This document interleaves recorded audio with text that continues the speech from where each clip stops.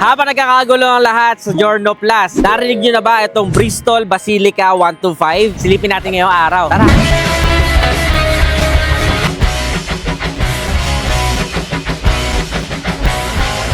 Ngayon nga nilises ay umuuso na yung mga classic scooters kasi lumabas yung Giorno Plus, tapos meron ng tinangkilik na nauna which is yung Yamaha Mio Fazio, at may mga iba't iba pang brands na naglalabas sa kanilang entry for this classic scooter category. Pero syempre, hindi papatalo ang isa sa mga brands na kilalang kilala natin na sulit maglabas ng motorsiklo pagdating sa specs and features. Ito nga, ang Bristol Basilica 125. Ngayon nga lang din ako na-excite ng sobra dahil finally, alam niyo naman na big bike ko is Bristol yung tatak. Meron na rin sila ng mga small displacement, lalong-lalo sa 125cc category na para sa akin ay sweet spot pagdating sa pagmumotor. This one is really competitive pagdating dun sa kanyang design and sense. Meron para siyang sungay dun sa front fender niya at parang meron ding air intake dun sa may unahan na I think makakatulong din para sa cooling nung mismong motorsiklo natin. The headlight is classic round shape na syempre LED na. And isa rin sa nagustuhan kong katangi-tangi sa kanya is yung mga turn signals niya nasa itaas or nasa mismong manibela, kaya very visible ka talaga kapag ka sumignal ka. Napaka-importante dahil gatoldok lang tayo halos sa mga sasakyan na kasabayan natin kapag ka motor yung gamit natin. It's still a safe feature yet stylish. Wala din tayo masyado makikita na too much decals going on, just the Bristol logo, at saka meron din siyang napaka-elegante na emblem dun sa gitna na may triple colors, green, white, and red.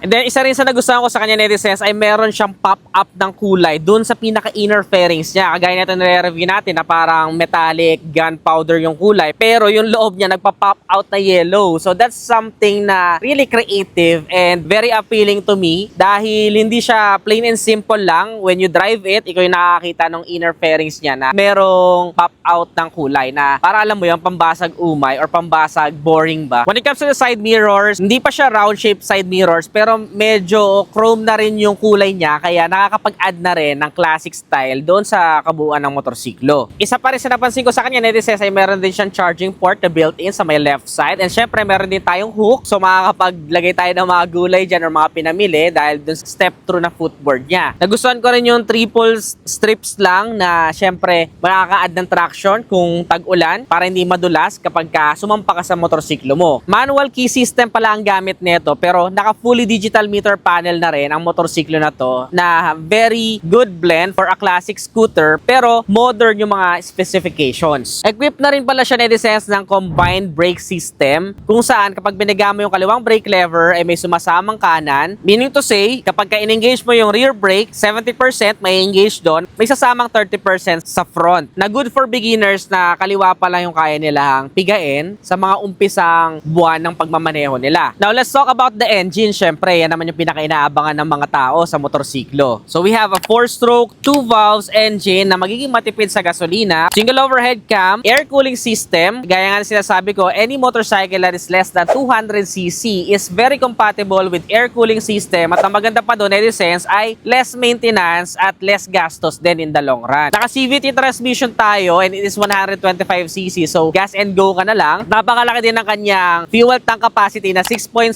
liters para sa 125cc displacement. Napaka-competitive na ng isang yan ha. Kasi usually nasa around 4 liters, 5 liters lang yung mga fuel tank capacity. At dahil 2 valves nga siya, we can expect na magiging matipid to sa gasolina na kayang kumonsumo ng average 50 kilometers per liter na fuel consumption. For the performance naman, a maximum power of 6.8 kilowatts at 7,500 RPM and a maximum torque of 9.5 Newton meters at 6,000 RPM. That's a very decent performance na kapag ka ganitong klaseng motorsiklo naman yung bibilihin mo, for sure, you're not really after for racing pero somehow may ability naman siya to give you the power that you need kapag ka overtake ka, pero hindi overwhelming for beginners at hindi rin naman kaagad-agad ma-outgrown sa katagalan. That's just a sweet spot. Kaya yung 125cc talaga isa sa mga favorite ko pang daily commuter na scooter. Especially nowadays, kapag ka classic yung scooter mo, napaka-aesthetic talaga at ang sarap dalhin kung saan-saan at mag-picture take breathtaking. Na usually, nabibili lang natin before ng sobrang mamahal na presyo. Pero ngayon, may iba't ibang choices na sa market. For the suspension, meron tayong telescopic fork sa unahan at naka-monoshock naman tayo sa likuran. Kung kailangan natin ma-test drive to, so I can give a feedback. Base naman sa experience ko sa mga Bristol motorcycles, they're really good with the suspension pagdating sa everyday road condition. Pero syempre, abangan ninyo, gusto nyo bang i-test drive natin ang motorsiklo na to? Comment nyo naman sa baba para mabigyan ko kayo ng actual test drive feedback. Kung medyo short rider, abot pa rin. Somehow mataas siya, kagaya nung sa Giorno Plus na 780mm. Pero dahil Scepter naman yung kanyang footboard, ay may lalapat pa rin natin na maayos yung paa natin sa kalsada. 110mm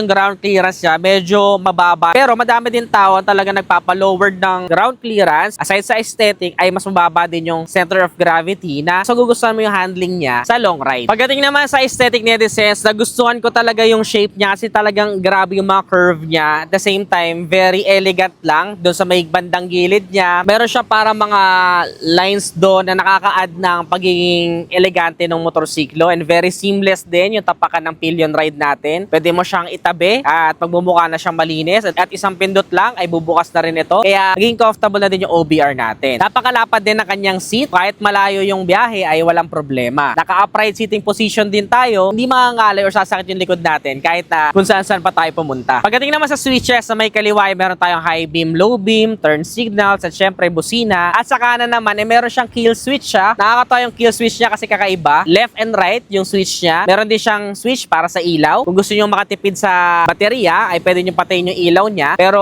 always on naman na ngayon sa LTO. Pwede niyo nang hindi galawin yan. At meron din siyang electric start. Napakaganda rin ng meter panel niya, Netizens. For me, na digital nut. You have all the information that you need. Speedometer, fuel gauge. At syempre, napakalaga sa atin yung time. Para hindi ka natitingin sa orasan mo at ma-distract, diba? Medyo silip-silip ka lang na ganyan. Alam mo na kung late ka na ba or abot ka pa sa oras. Isa pa rin sa maganda sa kanya, Netizens, ay may built-in na siya na bracket na chrome at stainless. Pwede ka na maglagay ng mga side bags at ng top box din. So usually kapag mga ganitong classic scooter, nilalagay nila is yung mga parang leather na top box for extra storage. Pero if gusto niyo naman na practical, pwede niyo rin kabitan ng hybrid top box, di ba? Base niyo na lang sa kulay niya. And speaking of kulay, meron tayong iba't ibang kulay na nakita dito. May black, ito nire-review natin, somehow gray, parang gunpowder, pero pop out yung kulay nung yellow sa loob. And meron din silang white. Alin sa mga kulay na yan ang favorite nyo, Netizens? Comment nyo nga sa ibaba. Nakakatuwa din yung taillight niya sa likod, Netizens, kasi medyo kakaiba talaga siya compared dun sa mga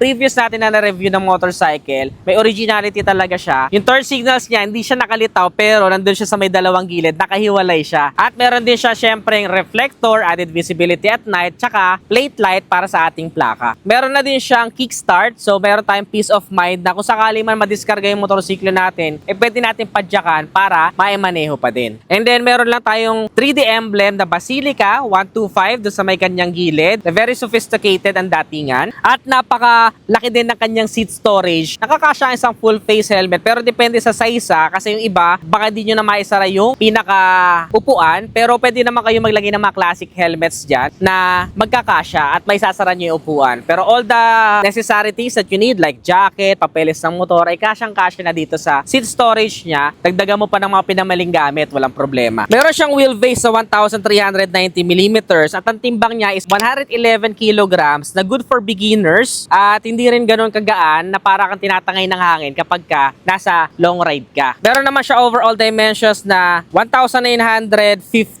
by 720 by 1,140 millimeters at meron din siyang mga tire size na 120 by 70 by 12 na tubeless tires na rin kaya wala rin problema. Naka disc brake tayo sa unahan at naka drum brake naman tayo sa likuran. Oh, sold ka na ba, Netizens? Pero ang tanong, magkano ang presyo? Ito po ngayon ay merong SRP na 98,800 pesos pero magkakaroon ka pa ng mga discounts once na i-cash mo siya. Unlike sa iba na dadagdagan yung presyo, si Bristol ang nagustuhan ko sa kanya is nababawasan yung presyo niya kapag nagka-cash ka. So if there's a discount going on, I highly recommend na mag-visit na lang kayo sa Bristol branch na nearest sa lugar ninyo. Usually ako sa Caloocan ako bumibisita. Para sa inyo, Netizens, sulit ba ang Bristol Basilica 125? I-comment nyo naman sa ibaba. Gusto nyo ba i-compare natin sa Giorno Plus or sa Fazio? Comment nyo rin dyan sa ibaba. Ano pa kaya mga ibang motorsiklo ang gusto nyo mapanood next vlog? Comment your suggestions below. Kung nagustuhan mo to, don't forget to give this video a thumbs up. Subscribe. Again, this is Adriano. Always keep it cool and ride safe always.